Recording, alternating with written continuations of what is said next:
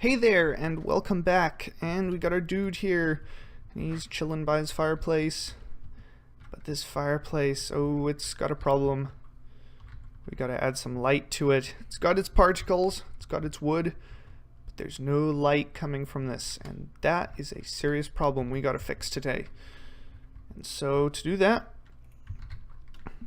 always getting our trusty part. You're always gonna be using these everywhere you go. But today, I'm going to showcase to you a few of the different kinds of lights that we have in Roblox, that Roblox has provided to us as developers that we can use. And the first one, well, let's go ahead and insert object, right click insert object, and you'll notice a few of them here. So down here we have a point light, we have a spotlight, and we have a surface light. These are the three different kinds of lighting. Point light is going to be, you can see it on the wall there, you can see it on the roof and on the floor. And a point light is, think of it as just a big ball around this part, this big sphere of light that's being emitted. It's emitting in all directions. And let's make a duplicate of this. We'll move them over. We're going to delete the point light, and this guy is going to get a spotlight. And I'm going to change the color to good red. I'm going to change the angle to a bit smaller. Alright, so let's rotate him. So you'll notice that this light is only pointing in one direction. It's coming from this and it's pointing in this direction. I can change that by changing which face. So I could change it to the top, and if I move it down you'll see it a little better. It's facing up. I'll undo that and you'll see, let's just go over these properties. We've got the angle, which is how wide. So if we're looking here, it's how far left and how far right the light will extend. We have its brightness, so how strong it is, that sort of stuff. And we've got our color, enabled or not, which side it's facing, as I showed you, the range, so how many studs away from where it's emitting from it will affect. The max, I believe right now, even if you put in something like 100, it'll drop it down to 60. So currently, as of this video, the maximum range is 60 studs. Shadows. If you have shadows enabled, that will,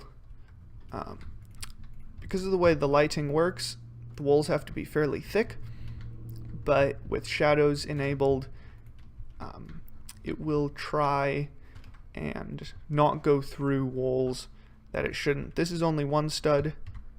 I believe it has to reach 4 before nothing will go through it, just because Roblox's lighting system is based on 4 stud grid. Hopefully that'll change, but for now, if you're seeing light going through walls, you can either change the size of your range, make it smaller, or mess around with the settings a little to get it to not go through. Other things, we just have name, parent, it's this part here, and that's about it. Point light, similar story, basically all the same stuff. And so quick recap, point light emits in all directions, spotlight points out one of the faces, and there's one more light. I'm going to pull this one out here.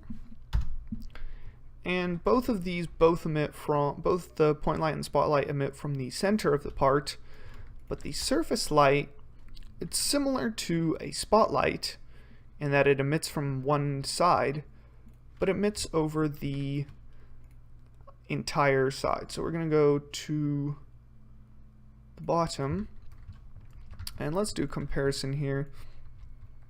Actually, I'm just going to do this. So if I resize this, you'll notice that the light is covering, let's see, oh there. You'll see the light is covering the entire area underneath this instead of just the center. And this kind of lighting could be useful if you've got, you know, long, like a light strip, or it can be used for some just general ambient lighting in an area. You can just make the roof use a surface light with some very soft lighting. You could change the brightness down to something a lot lower, and so you can see, you know, it's a little bit brighter under here, and so you could bring up the light level in some area using that. And of course you can change color and all of that stuff.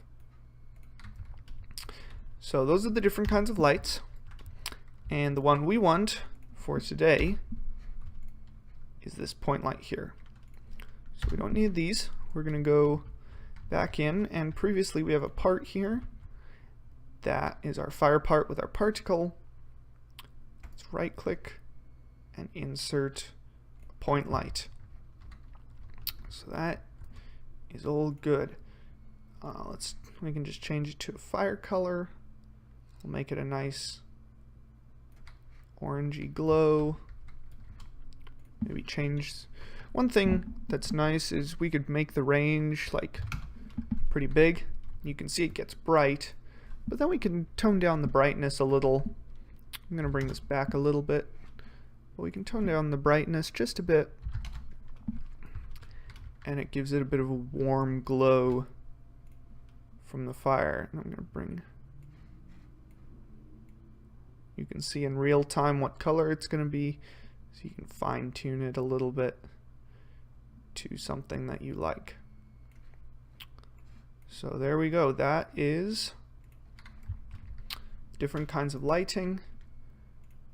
Shadows, sometimes shadows, because of the voxel, the 4-stud grid, also known as a voxel grid, sometimes you might hear that. Shadows don't always work the greatest. In small spaces they don't work so well, like this, where it thinks that all of these logs are covering it, which is working as intended in a way. But for this, we're just going to turn those shadows off. And so now we can move this chair over, rotate it a bit, just set that over there. We got our guy here, so he's just gonna chill here by the fire. And right, so you can see we got a lot. In our next video, I'm going to cover a little more on lighting, and we're going to talk about the lighting of the entire place. So not just like local lighting stuff like a point light or something like that, but just the lighting for your entire game. And so we'll cover that in the next video, and I'll show you some of the properties in there that'll help really bring this scene to life. So until then, have a great day, and I'll see you later.